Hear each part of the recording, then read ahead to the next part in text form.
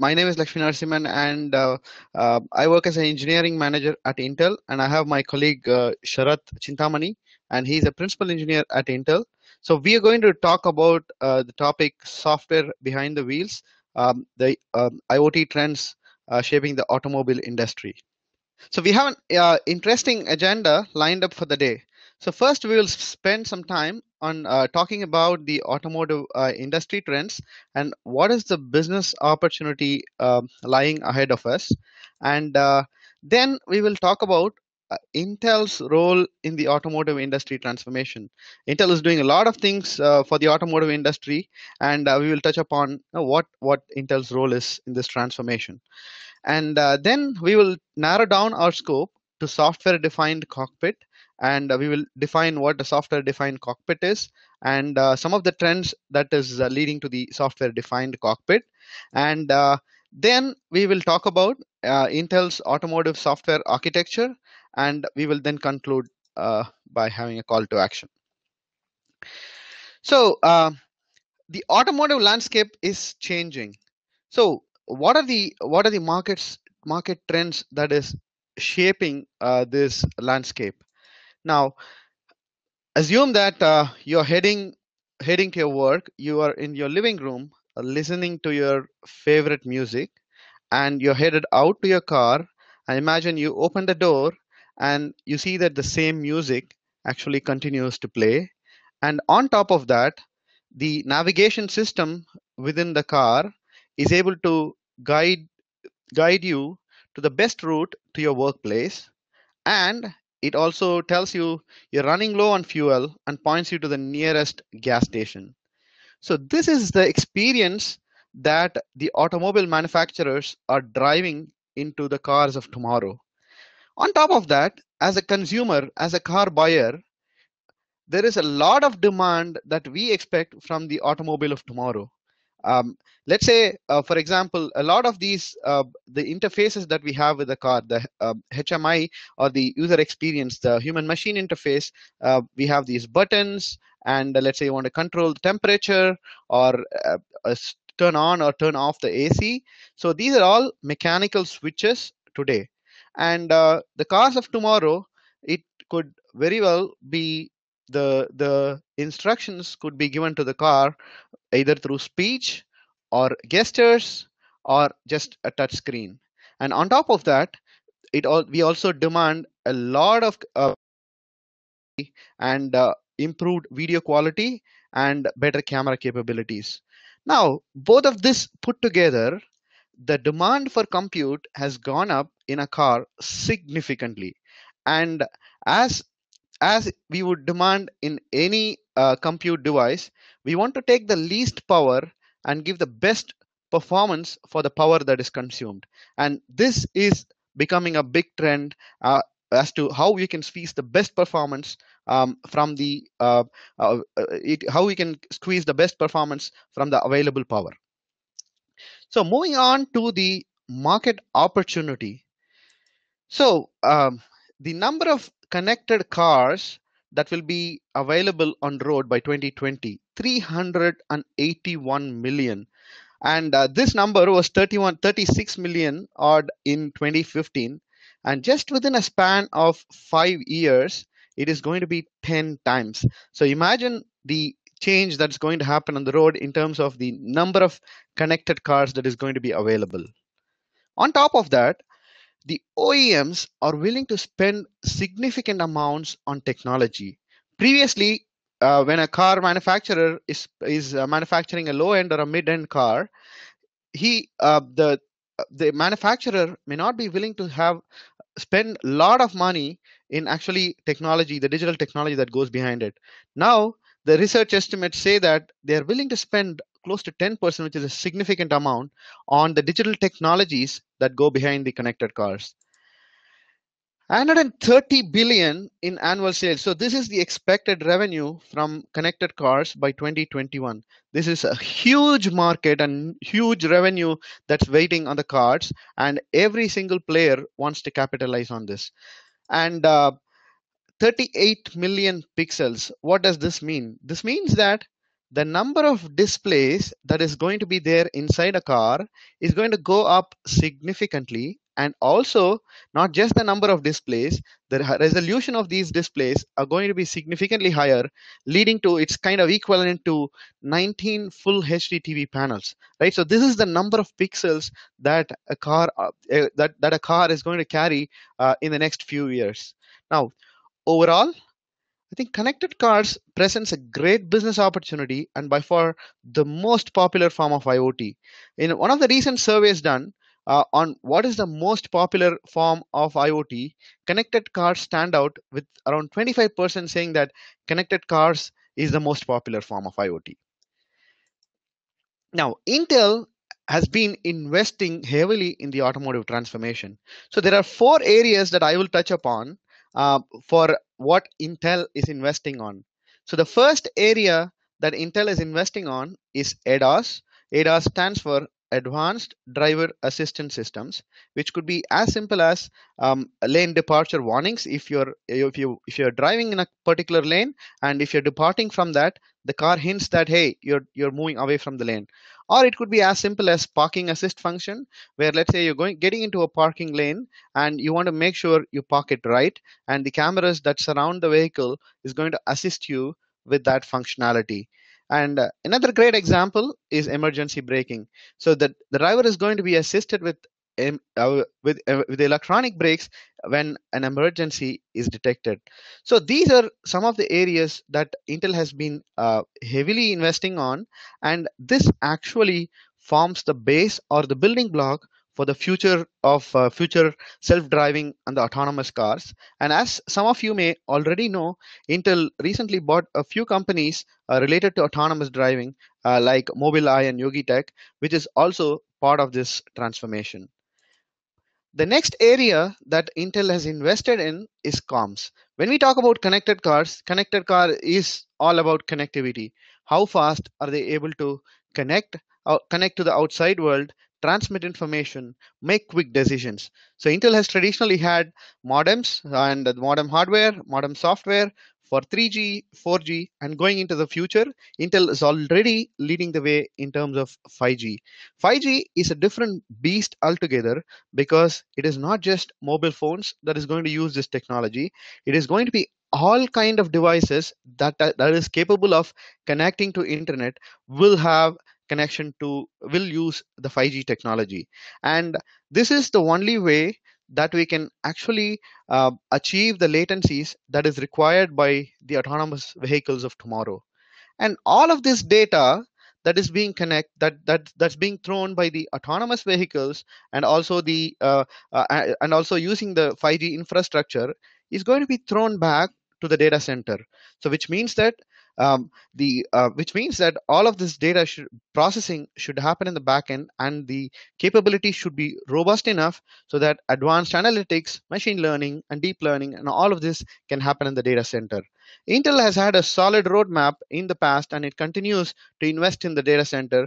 Intel has these Xeon processors for the high-end servers, and also the Atom processors for the low-end servers, and it continues to invest heavily in the data center space. The next area that Intel is investing is uh, the next generation cockpit, and our most of our presentation we will be spending more time on explaining the next generation cockpit. Okay, now let's move on to software-defined cockpit. So that is the one that I was mentioning in the previous foil. So what does a cockpit mean? A cockpit is nothing but the area that surrounds the driver, including the instrumentation and the seats that actually surrounds the driver.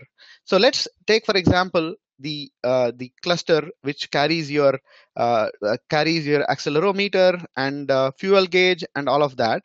And let's say today most of it is analog. You will see that that is going to transition into digital technology. And let's talk about the infotainment, the central dual view center infotainment display. This is nothing but your entertainment system, central entertainment system within the car. You can compare this to an entertainment system within the flight. The entertainment system within the flight, you can watch videos, you can watch movies, you can watch the flight path, which essentially is the maps or the navigation, and you can actually you can also make sure that that we can play games. A lot of this entertainment is centered around this center infotainment display. And if you talk about the left and the right mirrors, these are essentially just mirrors today, but tomorrow these are going to be replaced by cameras. And when we talk about the rear seat entertainment, the left and the right rear seat entertainment, not just just like how you have in the flights, every single seat having entertainment system, the rear seat is also going to have this capability, and it will give you all the flexibility to watch videos, play games, watch the navigation, or even connect your smartphones and carry on with your regular work. And apart from this, if you look at the front and the back the rear HMI, that's a human machine interface. Today, you may see a bunch of buttons lying around here, and this again would be replaced with either speech or gestures or even other digital touch technologies. Now, what does this mean to software? Now, all of this today have in some form or the other may be existing in some of the cars, and what we are looking at from a software standpoint is that a consolidation of all of this is going to happen as we move into the future cars. So what it means is that the cluster may run a different software today. The infotainment display, the infotainment system can run a different set of software or an RTOS today, and each of this is going to be individually is going to not is not it is going to be operating in a very it's going to operate in a very clustered manner. It's going to operate in a very different and unique way. And whereas we are looking at consolidating all of this, and that's where we talk about the ECU proliferation. So the first chart talks about the number of ECUs. ECU stands for electronic control unit. So in the previous file, we spoke about each of these different units, and each of these units are driven by electronic control units and associated software, which means that the number of ECUs in a car, in a let's say a luxury car, is around, if you look at the graph, it's around 110 numbers of ECU, and for us, whereas a mid-end car will have around 30 to 40 ECUs. Now, the more the number of ECUs, the complexity is getting more and more. So what does this mean from a software standpoint? Just let's take an example of a luxury car software, and you can see that the number of lines of code that a luxury car software is having is around 100 million. And if you take a Android smartphone that you carry, it just has got only 12 million lines of code. So ECU the number of ECUs also have been increasing over a period of time, and it's time to relook at this strategy. Now, increased number of ECUs lead to increased complexity, whether it is software, whether it is the cabling, whether it is the weight of the car, etc. So it is going to increase the complexity significantly and also the cost. Now, this is the problem statement. So how do we solve this problem? And this problem, the solution to this problem is about ECU consolidation. From where today we are talking about 60 to 100 ECUs, 6 to 8 different operating systems, and isolated operations. And the cost is almost increasing on a daily basis. Tomorrow, what you can see is that it is going to get consolidated into 6 to 10 domain controllers, and the software systems or the operating systems are going to get consolidated, and also all the operations between all the different units that we saw in the cockpit are going to be more coordinated. So all of this, when done, it can help in the weight reduction, and the overall cost and complexity is going to be reduced significantly. Okay, now what are these? We spoke about different domains and different platforms. So what are these top domains and platforms that is prevalent in the market today? So when some of the developers were surveyed on what is the primary function of the app that they were building for cars, the emergency call, and road assistance services actually top the list, and of course the entertainment and infotainment related apps also top the list. So this pretty much, these are the two major drivers, and also the driver assistance, as we saw, the ADAS features are pretty much the majority or the major drivers in terms of the top functions or the apps that a developer is building today. And to the right, you see that what are the popular platforms, in vehicle platforms, and Android Auto is a clear. You can see that Android Auto leads the way, and followed by Apple CarPlay and other popular platforms. So now, given that these platforms exist and these are the popular ones, I urge the developers to make best use of these popular platforms. With this, now I invite my colleague Sarat to carry on with the presentation. Thanks, Ellen. So as Ellen has summarized the need for consolidation in terms of saving cost, in terms of cabling requirement in a car, in terms of reducing the time to market, in terms of the overall increasing the fuel usage, decreasing the fuel usage in a car by reducing the weight. I'm going to talk in terms of what does it mean in terms of a technical trend here. So consolidation, when I say consolidation, we are talking about, hey, integrating an infotainment system, integrating an instrument cluster or camera capability onto a single platform or a single system on chip or a processor. This eventually means that a single system on chip processor should be able to provide that kind of performance. It should be able to have a GPU, a graphics processing unit, which is able to provide that kind of performance into this system. So this is the key, one of the key trend that we see in terms of performance requirement by consolidating a different set of ECUs in a vehicle. And the next one is we talked about number of displays and increasing number of display resolutions that is coming into the car. The display resolution and ability to drive these different displays will have a direct impact on the GPU and memory performance. This would mean that we need to have this higher memory performance or higher memory bandwidth on a platform. And unlike consumer systems, automotive systems have a higher longevity. They are being used by the users for a longer time compared to consumer systems, which would mean that they have to have a sufficient headroom in terms of performance and memory so that additional applications and other additional use cases can be integrated in future into this kind of platforms. The last one being the cockpit awareness itself. Hey, we are talking about different systems with human-machine interface. Infotainment system, there is an instrument cluster, there's a head-up display, and there are rear seat entertainment. And one of the key aspect in trying to build an HMI is that in addition to touch screen, what can we bring in? Can we bring in some kind of speech recognition, ability for a passenger or a driver to talk with a car, just like you talk today in a Google Assistant or Amazon Echo. So you should be able to control or manage your car through your speech or some kind of gesture recognition as well. Now, one of the things that is very important to see is that this particular consolidation also means virtualization of the system. That is, basically, if you host multiple ECU subsystems on a single processor, that means that you are sharing the resources of the SoC, whether it's graphics, whether it's a display controller, or it's the memory or the main processor itself. So virtualization becomes one of the key technologies that will drive towards the software-defined cockpit of the future. So performance and virtualization is where we believe is the next big things that are going to drive the SDC.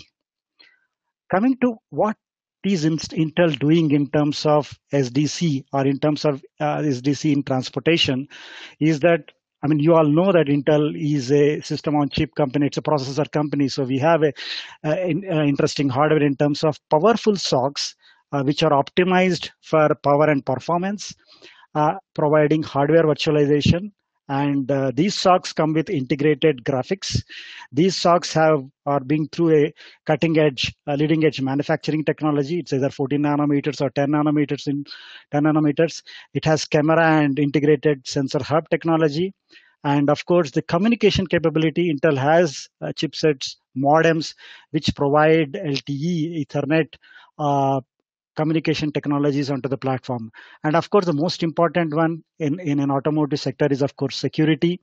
Security in terms of ability to protect hacking of the platform, hacking of the automotive system is provided by Intel right from the hardware of the security. The SoC itself provides security capabilities, and complementing the hardware is, of course, the software part of it. The software is enabled by Intel by multiple open source operating systems, including Android, including Linux, and as well as some of the ecosystem or third party partners who build real time operating systems for automotive onto the platform. And we talked about virtualization in the slide before. Virtualization helps you in hosting multiple operating systems onto the platform, onto the SoC.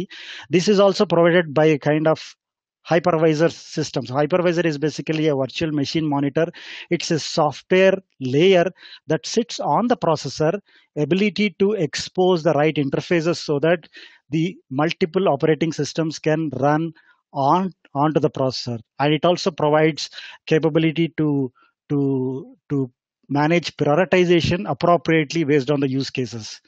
And virtualized IO, I think the one of the key elements of a software hypervisor, it should be able to utilize the hardware capabilities as well. So if the hardware provides virtualization capabilities, it should be able to expose it. In cases where there is a lack of hardware virtualization, the hypervisor provides those software virtualization layers for the operating systems to execute or to utilize. And of course, multi-display support, ability to drive multiple displays in parallel and to be shared across multiple operating systems. Say, for example, if I'm in a, if as a passenger or as a driver, I want to see my navigation screen, which is coming on the infotainment, I should be able to move that particular window from the infotainment screen onto the instrument cluster. So that kind of sharing of screens across displays should also be possible from a software point of view, which is complemented by the hardware capabilities. So Intel has the state-of-art hardware and cutting-edge open source software for transportation, especially focused on the software-defined cockpit.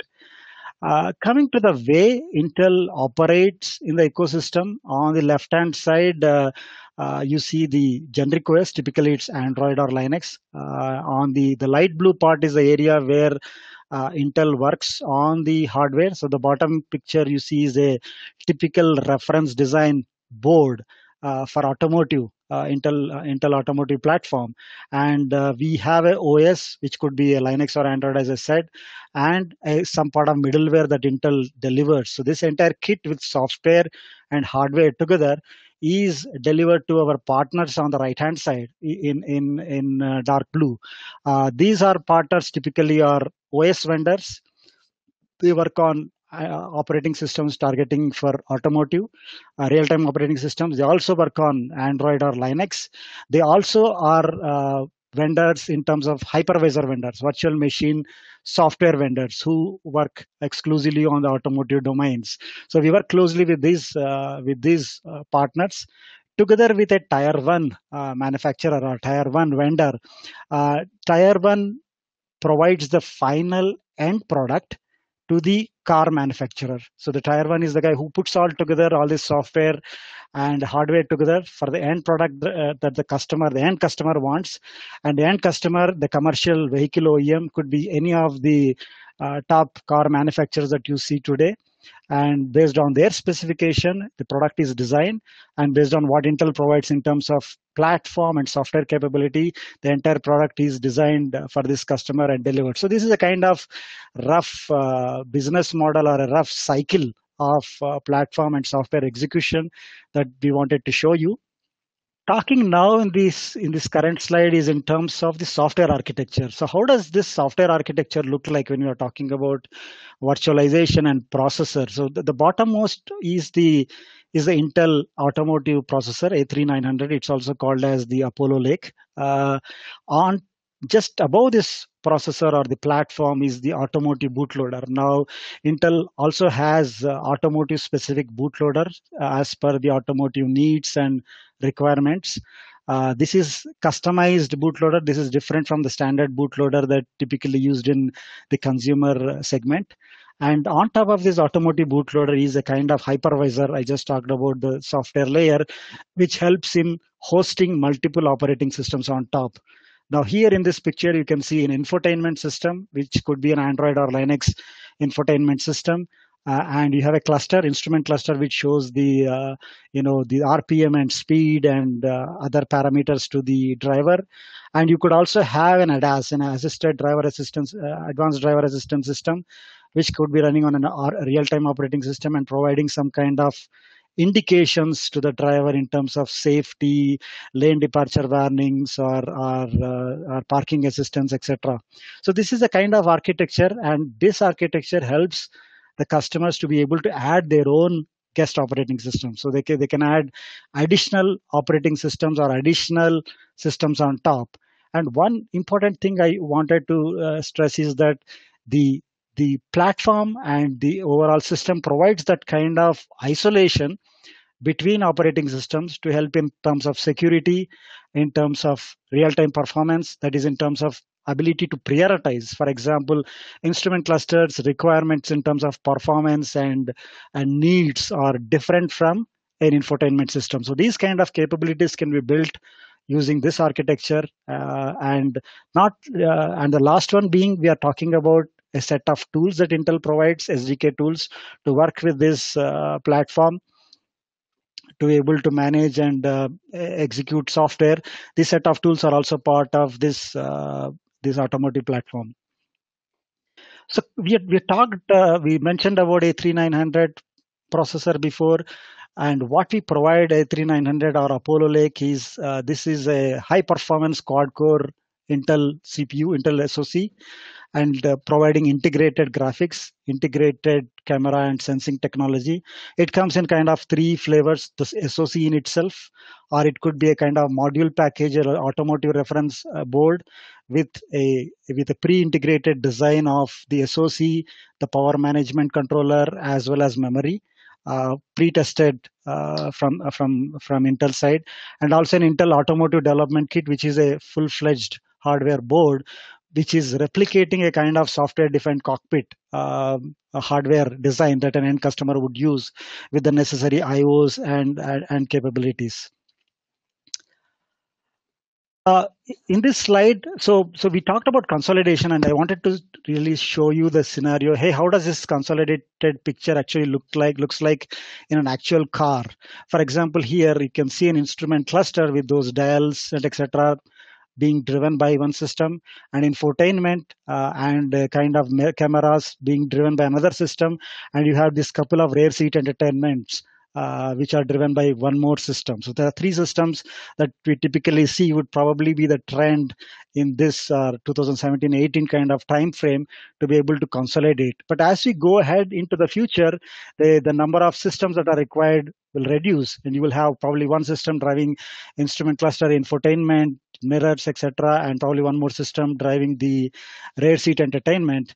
And you could think about this kind of integration provided by Intel with high performance processors and graphics. So this is where the technical part of the slide ends, and I will hand it over to Ellen in terms of providing the last conclusion. Thank you, Sharat. Thank you, Sharat, for those wonderful technical talk. Okay, now to conclude, this is one of the code that I just loved.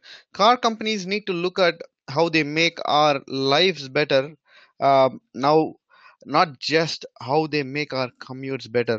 Today we see the vehicle or a car as just a mechanism to go from one place to another place. We just use a car to just commute from one place to another place. But the way the future is headed is to make not just our commutes better, it is just to make our lives better. So if you are a software developer and you are interested in this space, I think this is one of the best time to basically contribute to this technology revolution, and take the plunge and to make lives better. And if you look at the mobile phones and the smartphones, that the revolution that it has created, the app ecosystem that it is built over the period of years, this you can expect that the same transformation is going to happen in the automobile industry in the future. So if you are one who is really keen to catch up with this trend, this is the best time that you can do. With that, the presentation is done and we can take Q&A. Okay. So we have a few questions that's there in the IM. Okay, so I saw 7 vision sensors. Are all these camera sensors or something else? Yeah, these are pretty much camera sensors. You can actually have as many as or even 7 or even more number of cameras coming from all over the car, right? So yes, this is right. And then how do you profile the computing power with Atom processor? You want to take some of these? Yeah, I think in terms of the compute itself, as I said, in addition to this, in addition to the CPU, we also have the accelerators, or what should I say, ISPs within the SoC, which are providing the right set of acceleration. And what I showed is in terms of the vision sensor, we have the integrated GPU as well. So there are a bunch of acceleration that happens inside the SoC, and as well as based on the need, there could be something else outside the SoC as well as part of the overall platform. Next question: is there any car using all of these device sensors as of now with Intel technology? Yeah, there are definitely engagements and platforms, products from Intel side where some of the current manufacturers are already using these cards. So it changes generation by generation. So we have a previous generation where the products are already there, and the current generation is already ongoing, and we are also working on future generation with much more higher level of consolidation. Yes. Given that how the automotive industry works, typically the life cycle of given that how the automotive industry works, the cycle generally takes 3 to 4 years of time. So probably whatever technology we are working on today, you may see the cars hit the road maybe around 2019 2020 timeframe, right? So that is how typically the industry moves, and whatever goes into the technology piece of it today, you can see that come live probably in 2019 or 2020 timeframe. Okay, so due to confidentiality reasons, I cannot really disclose some of the names of the car OEMs, but some of the names are already mentioned in intel.com/automotive. You can feel free to go and visit that, and I'm sure you will get enough names. Okay, which GPU do you use to understand number of teraflops necessary? We have these are Intel GPUs, Intel graphics systems, Gen 9, Gen 11. I think you could get some of these numbers and probably more details on the graphics subsystem from the Intel websites. So they are called Intel Gen graphics. So just to add to what Sarat said, so these are if your question was specifically related to if you use any add-on cards for accelerating the GPU, no, we use the integrated graphics that comes as part of the SoC, which is good enough for all of the crunching. And as you saw one of the images that Sarat had shown, it's not just one SoC can power the entire car. As of today, you may still see like two or three or more of these Atom CPUs being part of the car. But as we move into the next generation, we can see greater consolidation happening, right? So today, you can see that from, let's say, maybe hundreds of ECUs, it's probably coming down to maybe 3 or 4 SoCs that will be used in the car, right? Probably going forward, you will see that come down even further. Okay, thank you very much.